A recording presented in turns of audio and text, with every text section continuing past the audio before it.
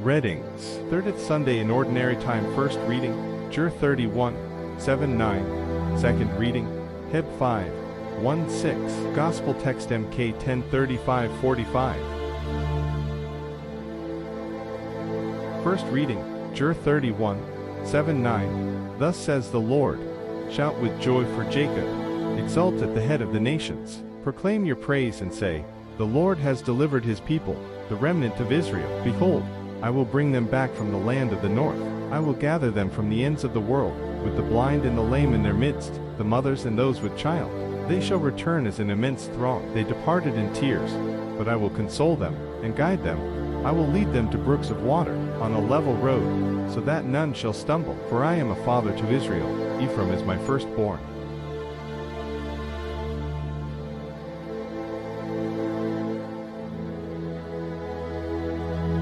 Second reading, Heb 5, 1-6. Brothers and sisters, every high priest is taken from among men and made their representative before God, to offer gifts and sacrifices for sins.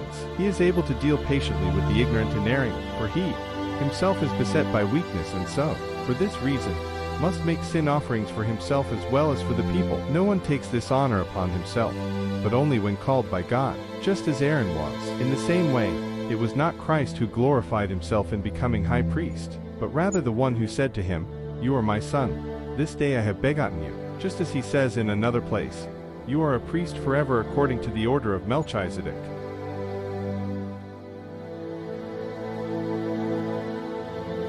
Gospel text, Mk 10:46-52.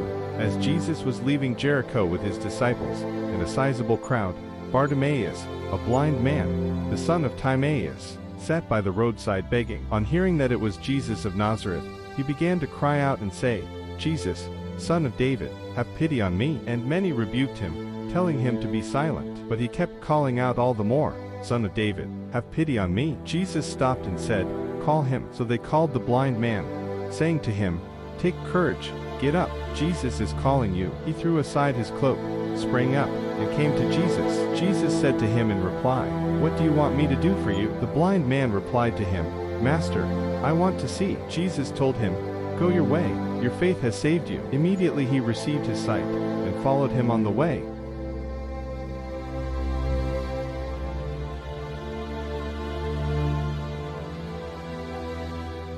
In today's first reading, Jeremiah 31, 7-9, we encounter a profound message of hope and divine restoration. The passage speaks of God gathering the scattered people of Israel, emphasizing his compassion and love. This imagery highlights God's commitment to the marginalized, as he promises to lead the blind and the lame back home. It serves as a reminder that no one is beyond redemption and that healing is possible for all. The text reflects God's deep understanding of human suffering, acknowledging that many have faced pain and loss. In doing so, it encourages us to trust in his mercy, and to recognize that our journeys may also include moments of struggle, but they can lead to renewal. As we reflect on our own lives, we are invited to embrace vulnerability and seek connection with others, fostering a sense of community and support. Ultimately, Jeremiah's message reassures us that, regardless of our circumstances, we are always under God's watchful eye. His unwavering love reminds us that there is always hope for a new beginning, encouraging us to look forward with faith and to welcome the promise of restoration in our lives. In second reading, Hebrews 5, 1-6, we are presented with a profound reflection on the nature of the priesthood and the role of Jesus as the ultimate high priest. The passage emphasizes that earthly priests are chosen from among the people and are tasked with offering sacrifices for their own sins and those of the people. This human connection is essential, as it allows priests to empathize with the struggles and weaknesses of those they serve. However, the author highlights that Jesus transcends this earthly priesthood. He is not only chosen by God but also embodies the perfect mediator between humanity and the divine. The reference to his appointment and his suffering underscores the depth of his compassion, showing that he understands our struggles intimately. Jesus' identity as both priest and sacrifice reveals the profound nature of his love, as he offers himself for our salvation. This reading invites us to reflect on our own relationships with God and with others. Just as Jesus empathizes with our human condition, we are called to extend that empathy in our interactions. It challenges us to recognize the importance of vulnerability and authenticity in our spiritual lives. Ultimately, Hebrews reminds us that through Jesus, we have a high priest who is always accessible, offering us grace and understanding in our journey of faith.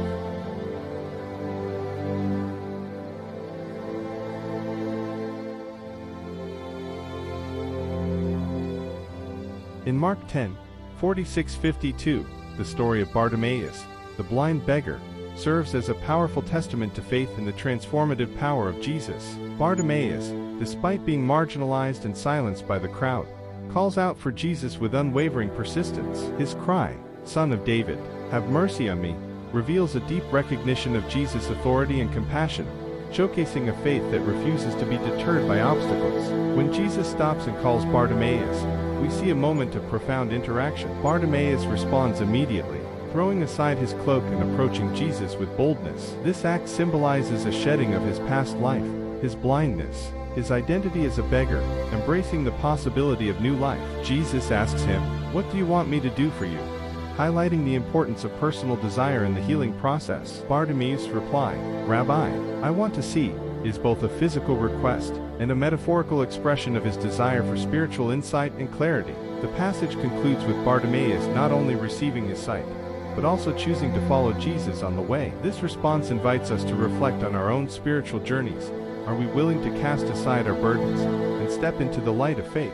Bartimaeus' story encourages us to recognize the transformative power of Jesus in our lives and challenges us to pursue a deeper relationship with him, trusting that he can open our eyes to new possibilities and understanding.